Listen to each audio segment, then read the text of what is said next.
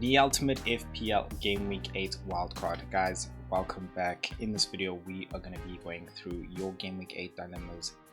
This will actually also be helping you with your general transfers as well as building your Gameweek 8 Wildcard. So, without further ado, let's get into it.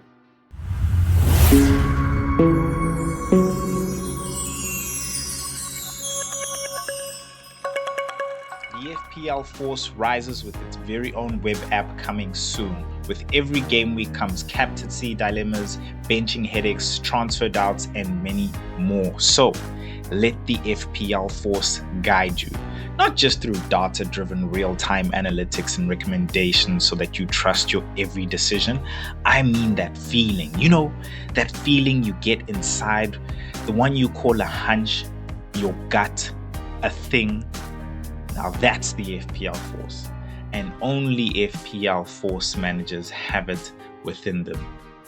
The FPL Paddy one, the Engaged Knight, the FPL Master.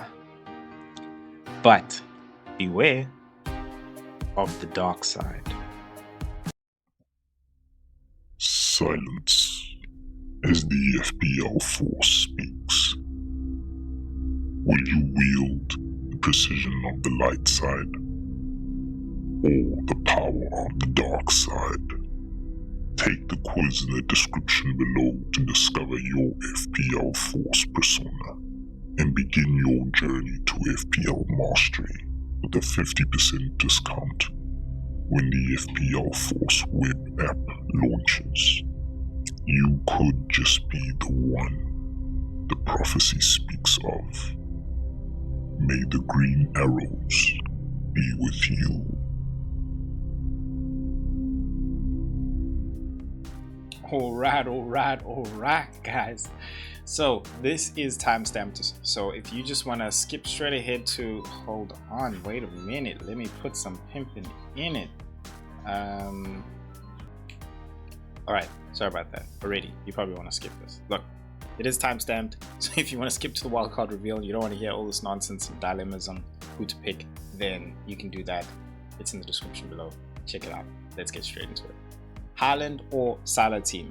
Guys, excuse me, coughing into the mic. I think it is very simple. It's Haaland right now. Whether you're protecting, whether you're chasing or whatever, you don't want to go against Haaland in this form. You've seen it in previous seasons as well. The issue really is that Salah's not necessarily performing. I think it would be a different story if he too was, coming back with a return here, maybe even there. But even where he got his returns earlier in the season, he was lucky.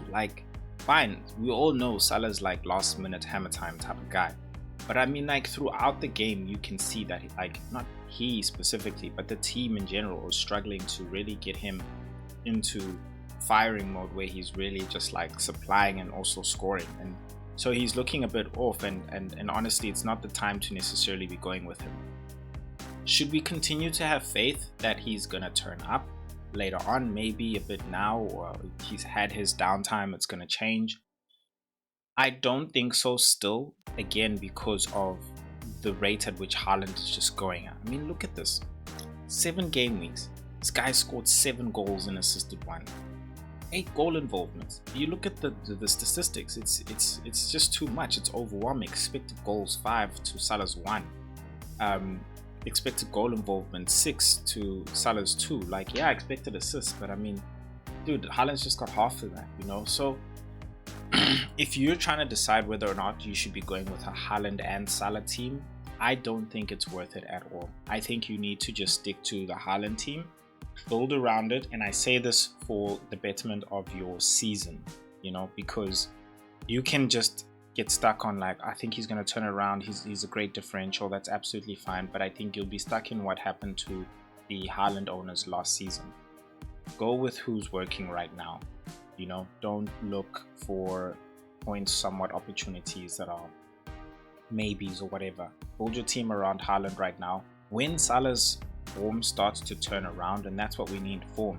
He's got the fixtures coming around right now. From fixtures you can get form.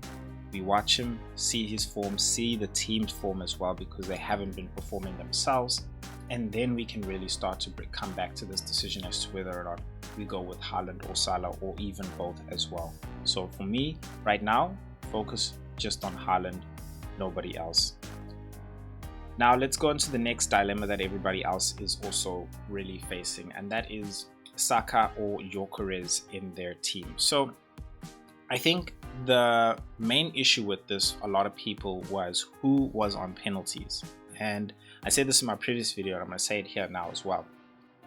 From the evidence we've seen during games, it's always been a conversation. And to me, that tells me that there is no definite absolute, this is the guy who's on penalties. I always feel like it's going to be a matter of what the feeling is on that specific day. In terms of what happened in the last case, Saka had a milestone to reach. They had the discussion, and the decision was, look, I'm going to take it, feed it myself. Want to hit this milestone? Sure. And he did. The mere fact that they're having those conversations, for me, I still believe that Gyokeres is still going to come and get his penalties. So if you're already on a Gyokeres, which is what you can see in ownership, the majority, I think stick to him. I feel like the issue with FPL right now is, like, in terms of a third striker, there really necessarily isn't that option. Like, yeah, Voltemada's there. I think Mateta's there in terms of, like, you know, penalties as well, secured minutes. But they've got their own, you know, issues in terms of, like, oh, he's going to be playing on Thursday. The turnaround to Sundays, it's not going to be all that great when it comes to Mateta. Voltemada, again, we're also not sure whether or not he's on penalties. Fine, he's secure on minutes. You know, you're sort of looking for that guy who's secure on penalties, and also you want the fixtures, and that's what you're getting right now with the Arsenal assets. So I think if you're on Gyokeres, keep. If you're building your wild card, I would actually go with a Gyokeres because of the situation that's happening with the strikers. I just cannot find another striker. If you can find another third striker, I say third because, of course, Haaland is one. Two is João Pedro, just based on ownership, even though he hasn't been performing, but he's also got the fixtures as well. So you don't want to go against that ownership and the fixtures as well. The third striker becomes the question mark as to what happens. If you want to be differential, you really want to attack, Saka's really great. His open play threat is a lot better, in my opinion, than Gyokeres, despite the actual stats here in terms of one's got 3 goals, one's expected goals is 3.0 versus the other one's 1. I mean, minutes is something we also have to take into consideration with Saka being out for a couple of games. So I think in terms of open play threat, Saka really looks the more dangerous. Gyokeres does get his chances, but it's a matter of differential. You can go Saka. If you want to stick with the crowd and be a bit safe, then go Gyokeres. I think in terms of penalties, it's shared basically 50-50. It will change until, yeah, Kingdom comes. So that's my verdict. It really depends on where you want to go with your team, the direction you want to go with your team. I don't think it's as simple as Saka's the man, he's better, Gyokeres is not good, or Gyokeres is better, it's not. It's about where you want to do. Do you want to attack, or do you want to block, or do you want to shield yourself? So yeah. Now let's go on to the other dilemma that everybody else is also facing. Chelsea, Enzo and Caicedo. So they have good fixtures coming around the corner right now, starting in this game week, playing Nottingham Forest. Both players have been in really excellent, great form, scoring 3 goals out in this form of run of 7 games. Enzo's having 2 assists. Expected goals, of course, Enzo playing a lot higher up and being a lot more involved in the goals. Caicedo's goals coming really from a low XG place. So his goals honestly are stunners in every way, in terms of, like, we didn't really expect that. So in terms of who you want open play wise, I think Enzo Fernandez is definitely the one to go for. I think he's got a higher ceiling just in terms of being able to assist and score. So the thing that makes people's heads turn to Caicedo is that he's starting on 4 points because he's really great in DEFCON. You can see he's almost 2 times the DEFCON defensive contributions than Enzo. And so I think that's what you really need to decide in yourself as well. Are you looking for a DEFCON monster in your midfield, or are you looking for somebody who's going to really chip in with the goals? And again, it's not that simple as like, oh, Enzo rather than Caicedo. No, it's a matter of what you want to do with your team. If you're looking for somebody who's going to be chipping in with the goals, not worried about DEFCON, then Enzo Fernandez is the guy. If you want a DEFCON and you don't necessarily have the budget for Enzo Fernandez, then Caicedo is really a great opportunity, and especially with the fixtures that are coming up. I'm not sure if he could still achieve DEFCON with the fixtures coming up. I say that only because if the team has more control, of course, more of the ball, then he will be doing less tackling. But if it's a basketball game up and down, then he'll definitely get his defensive contributions there. So for me, if you're looking to attack, Enzo's the man. The ownership is really at the same. If you're looking to more so get somebody who's more on defensive contributions, tick along well for you, and he's really there just for a set and forget and come in whenever you need him, then Caicedo's that man for you there at 5.8 as well. Good budget, somewhat of a budget enabler. So before we go on to the next one, let's just get a word from the FPL Force. Silence as the FPL Force brings wisdom. Now, to learn the ways of the Force, unlock your true potential, and rise to fantasy football mastery, you must subscribe. So, hit the subscribe button below and begin your journey to fantasy football mastery. May the green arrows be with you. Alright, guys, let's go on to the next dilemma you guys are thinking about. Minthe against Paqueta. So this I've picked up as a bit of a dilemma in the sense that we somewhat have the template in terms of who we're going to have in our midfield. So of course there's going to be a Semenyo, there's in a lot of majority of teams there's a Reinders, and there's also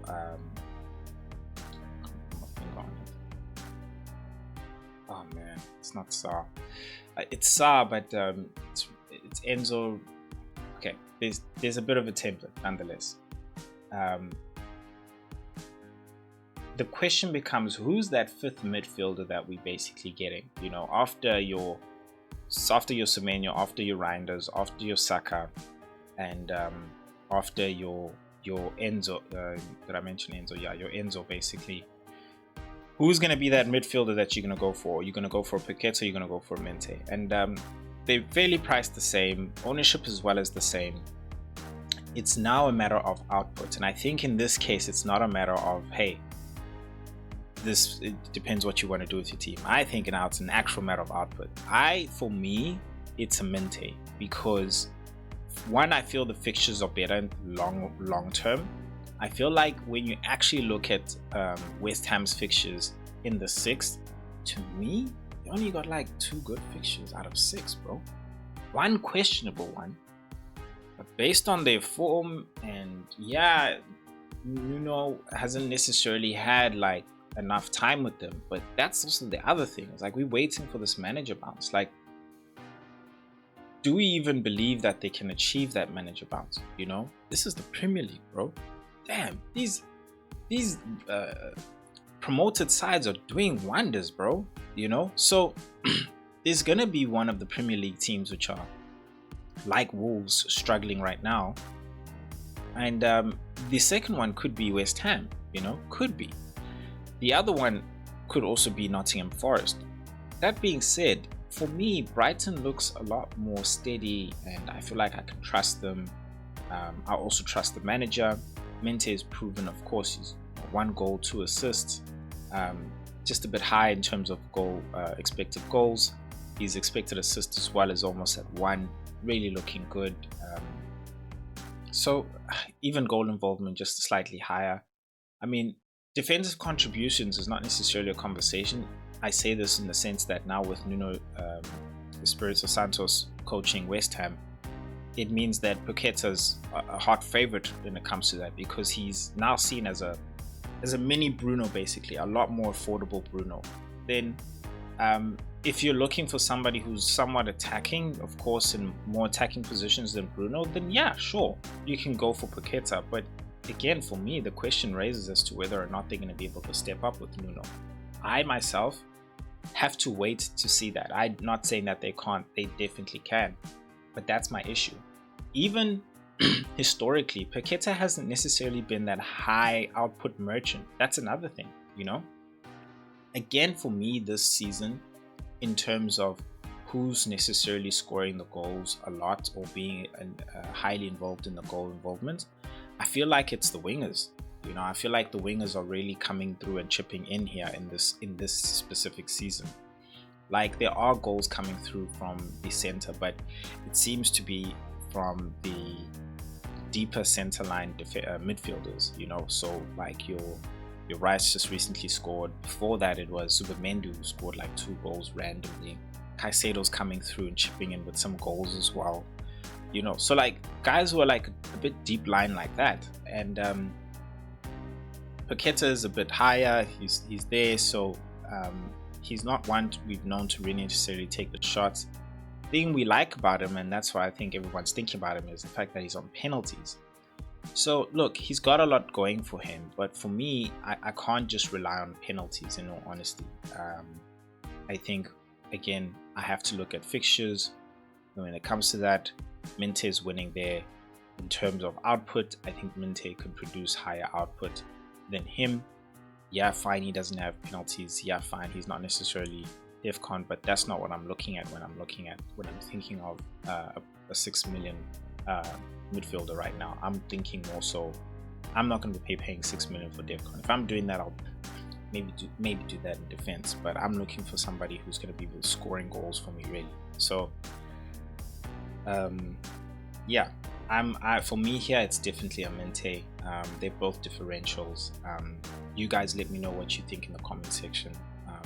Again, I really want this to be a nice interactive thing, so let me know what you think in the comment section. Is it going to be Minthe or is it going to be Paqueta for you? Let us go to the next conversation. Now, this one for me is very interesting because it is essentially balance that is, I believe, needed in our defense. I don't think it's a matter of defensive contributions, DC, versus clean sheets versus attacking defenders. And that's what we've done, and I think a lot of the conversation has been around. It's been about, oh, DEFCON this, we need DEFCON players this. Oh, we've forgotten about players who really just go and grab that clean sheet and really secure that clean sheet. They might not really achieve high DEFCON, but at least they're getting that clean sheet. Oh, we also, you know, there's not options anymore for attacking defenders who can go and grab you those goals or maybe even those assists. We have 5 defensive positions, 5 in the defense, right? Then you have your goalkeepers, who's 2. I'm just mentioning that really there's 2, but you can only play 1. 5 in the defense, which you can actually play.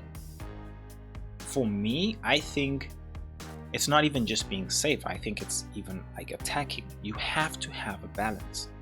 A balance of defenders who can get you that defensive contribution, defenders who can get you that secure clean sheet, and defenders who can give you some attacking returns.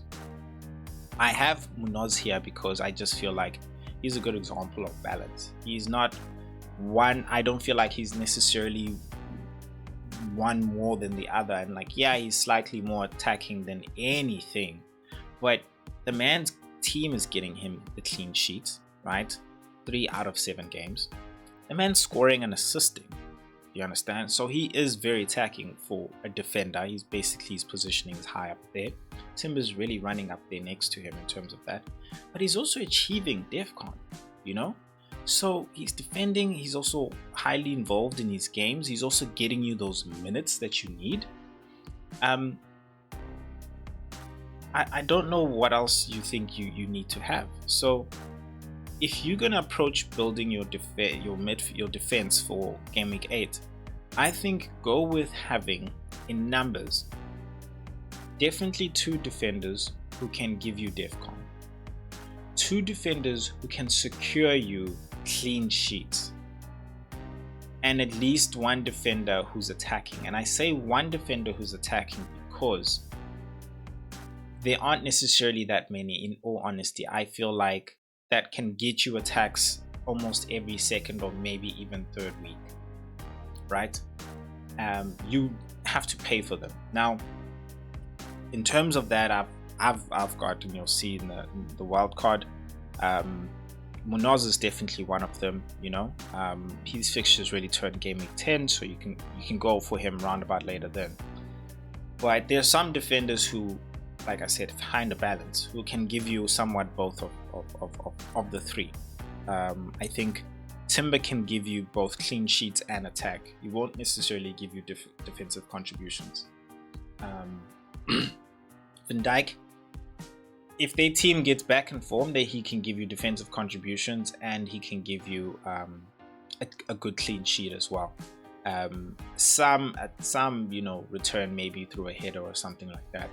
Gabriel can give you a clean sheet, and maybe a header here as well, not defensive contributions. So there will be players who can get you 2, and it's really about you finding that combination. And I feel like that's necessarily what you need to be thinking about when you're going into building your wildcard or defense, basically, going forward. And this way, you can get into a situation where you can play 4 in the back, maybe even 5 in the back, if your midfield options for that specific game week aren't actually looking all that great. So think about it. That's what I think the best meta is in building, and also for you to also have good rotations. But you'll see who I've picked in my wild card. Let's move on to the last and next dilemma before we reveal my wild card. The next one is, who are we picking on our goalkeeper positions for Game Week 8? So by default, Dubravka's there. So in some sense of way, you're looking to find a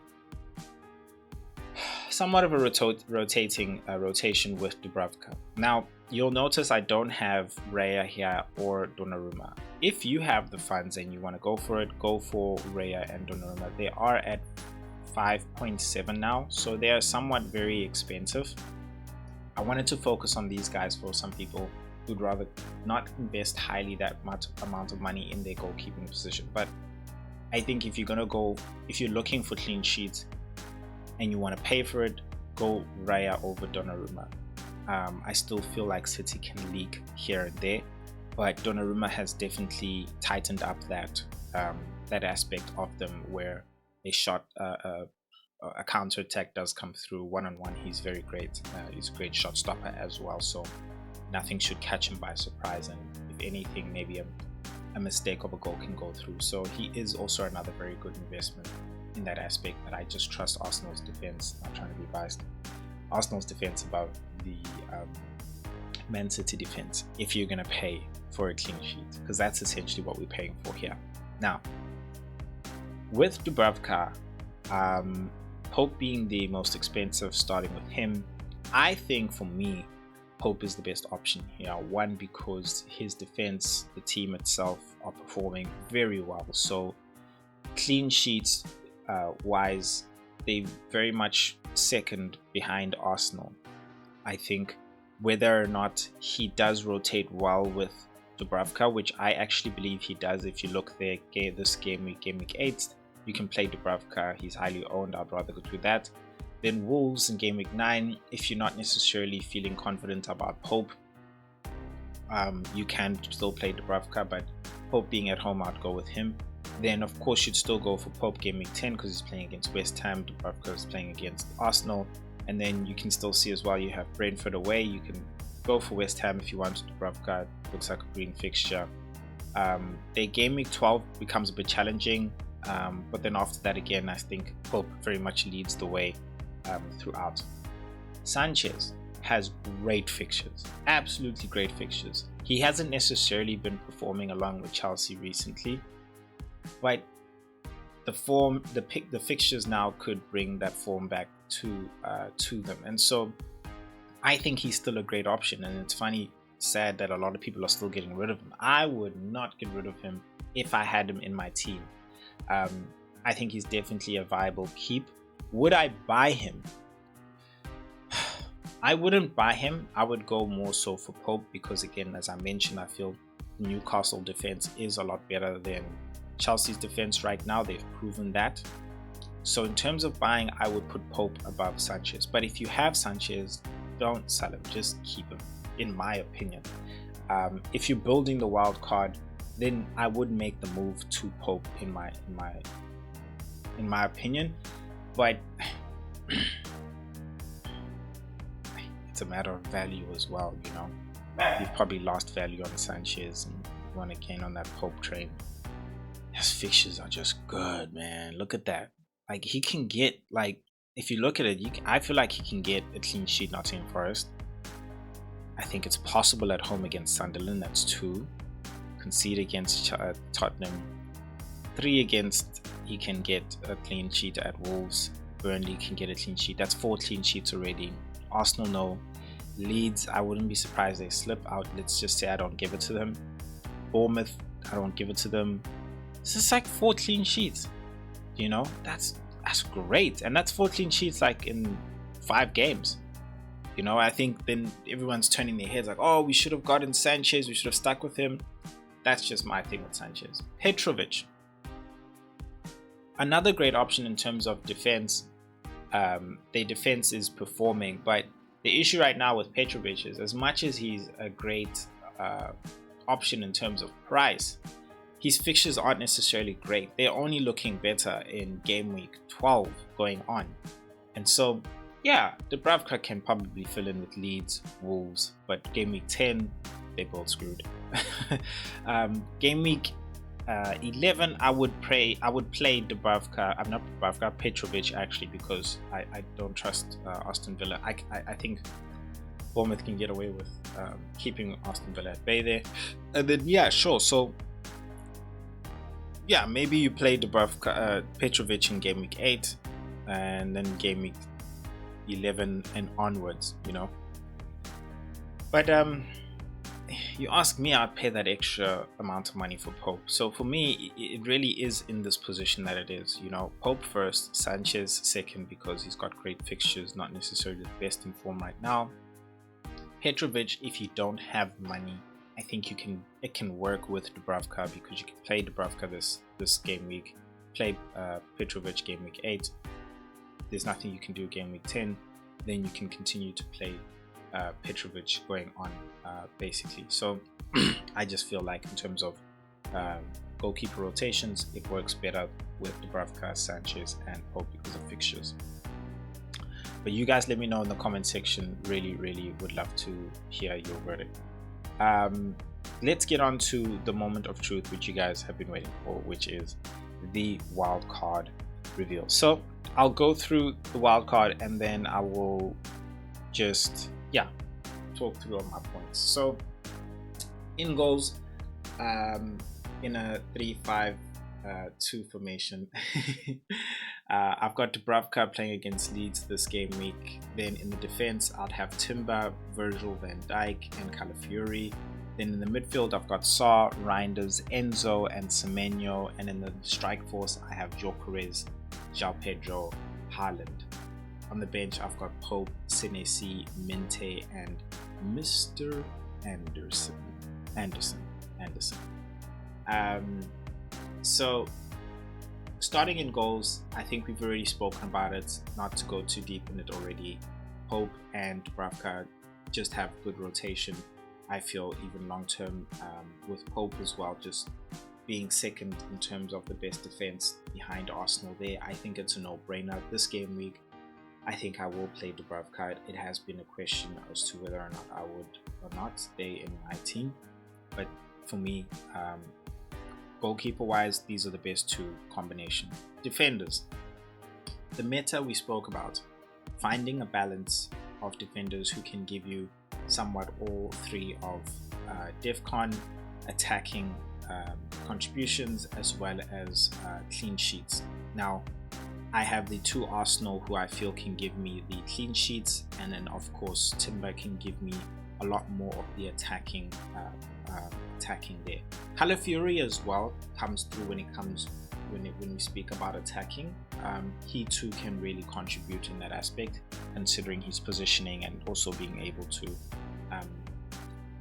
be a threat on set pieces, as well as also taking shots when he can, and box crashing as well. So I do see him as that attacking defender, but both not necessarily as the defensive contributions defenders, where Virgil van Dijk and Senesi and St. Anderson necessarily come in there. So Virgil van Dijk is really right now, in terms of the defensive contributions, they haven't actually been performing as a team. I have a hope. I say it's a hope because I don't know if they can turn around their form right now. That position can easily be changed to a Mark Gahey, who can probably give you a lot better securement in terms of clean sheets. Maybe not necessarily DEFCON, but if you're looking for DEFCON, you can definitely go down low to Richards' 4.5. Again, their fixtures aren't necessarily great until maybe Gameweek 10. So you can change up the position however way you want. If you're wanting more of a clean sheet merchant right now, I think Chalobah is also another option that you could have instead of Virgil van Dijk over there. So yeah, I think it really depends on you there. But I think in terms of Timber, Calafiori, Senesi and Anderson, they would be a lock for me. It's rather Virgil van Dijk as to like who you're gonna go with there, because if you're not trusting Liverpool right now, that's fine. The reason why I have Van Dijk there is because the fixtures for them are starting to look good. So I think that they can turn it around right now, and I would want to have a Liverpool spot right now, so that I know I have somebody there, you know.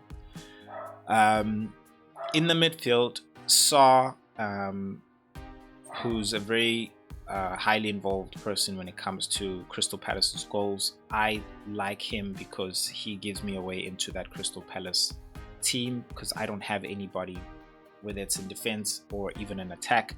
So I'm very happy with Saab, been performing as well, returned in the previous game despite their loss. I'm very happy with him to be in there. Reinders for me is more so of a force shield pick. I feel like I just want to have a piece there of somebody who I know can protect me in terms of ownership if he does really well. He's away into the City midfield, who's always playing and is also attacking, really in that attacking 8/10 role with Foden or whoever else he's playing with. So that's why I definitely have him there. In terms of my wild card and person who I'll be going with when it comes to Enzo and Caicedo, I would have Enzo. The thing is, you can actually have both of them if you want to, you know.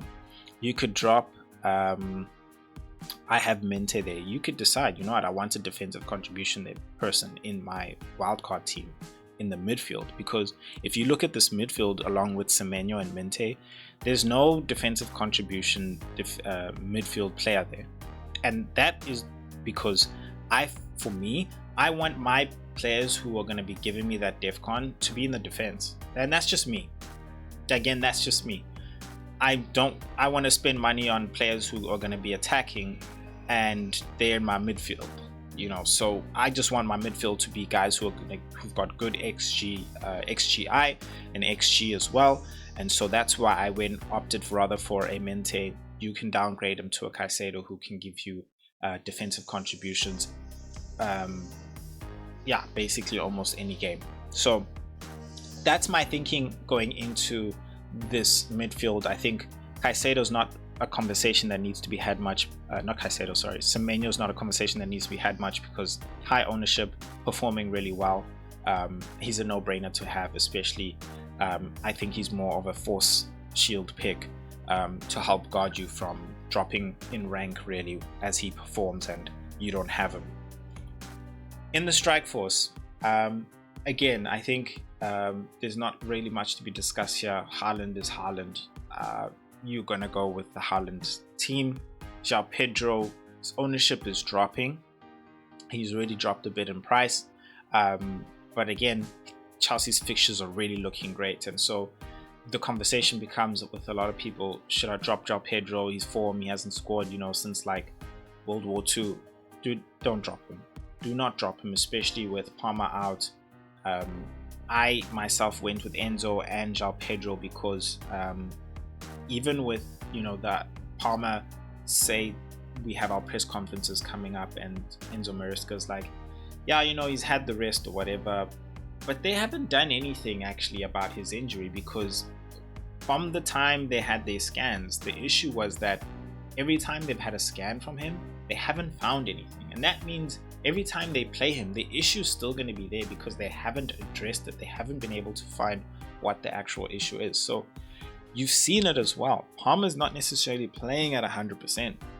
He probably plays at 100% like for a certain amount of minutes in a game, or maybe even just for that one game. But then when it comes to the next turnaround, and it's like 3 days later or 4 days later, the guy has to be out. And so the team, eventually you're going to have Enzo back up into that 10 position, João Pedro still in that 9 position, and maybe penalty shared between them. So you've got that penalty share as well. So I just wouldn't invest that amount of money into a Cole Palmer and worry about it. I would have Enzo or João Pedro basically there, and I would keep them because fixtures are looking good, Palmer's out, so penalties are there to be had and shared. Then Victor Gyokeres for me is an option over Saka, because I don't know who I would put there than him. Who's got the fixtures, who's in a great Arsenal team. Do you understand? And I think one thing I didn't mention with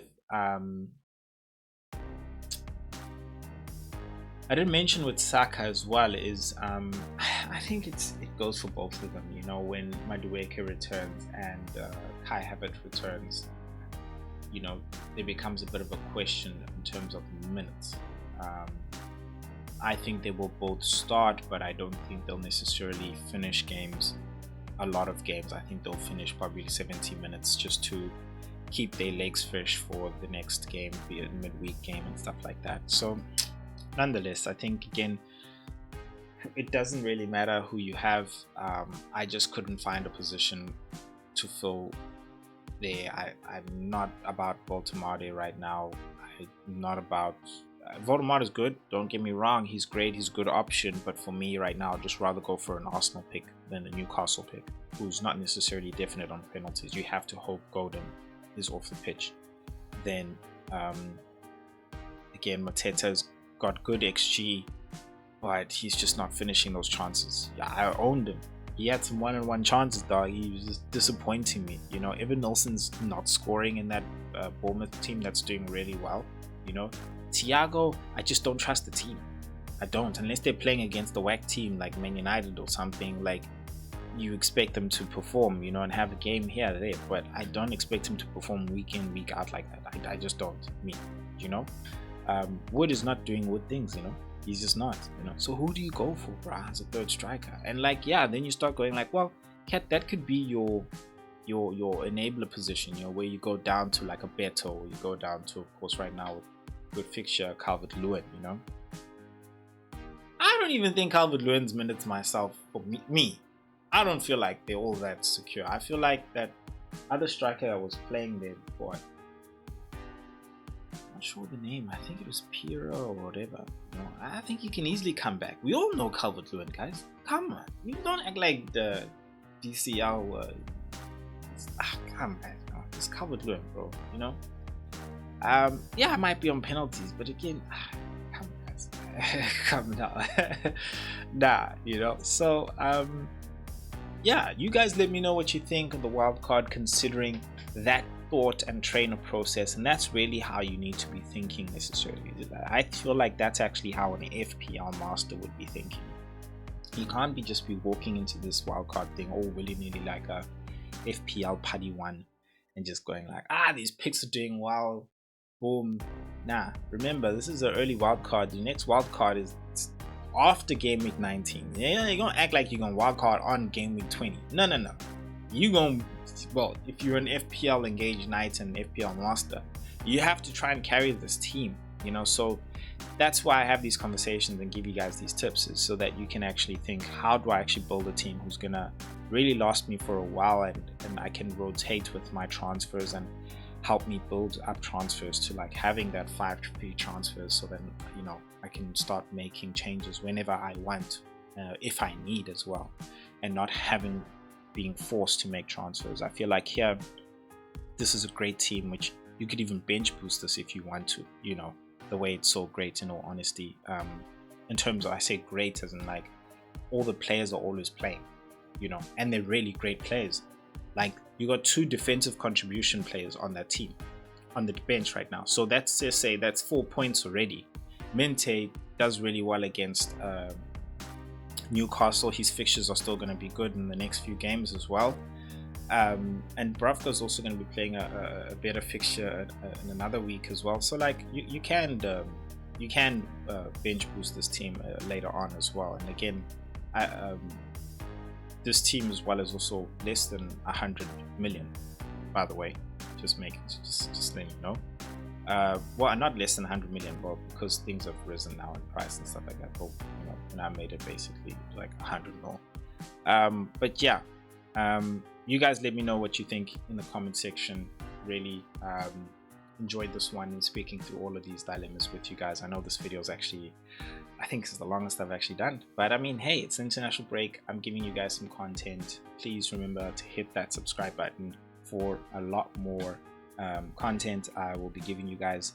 I'm gonna try and make videos which are focused on defense, or best defenders pick, best midfield picks, and best attacking picks going into the game week. And then of course, lastly will be my team selection video. So I'll see you guys. I'm gonna take a bit of a break. I'll see you guys next week. Peace.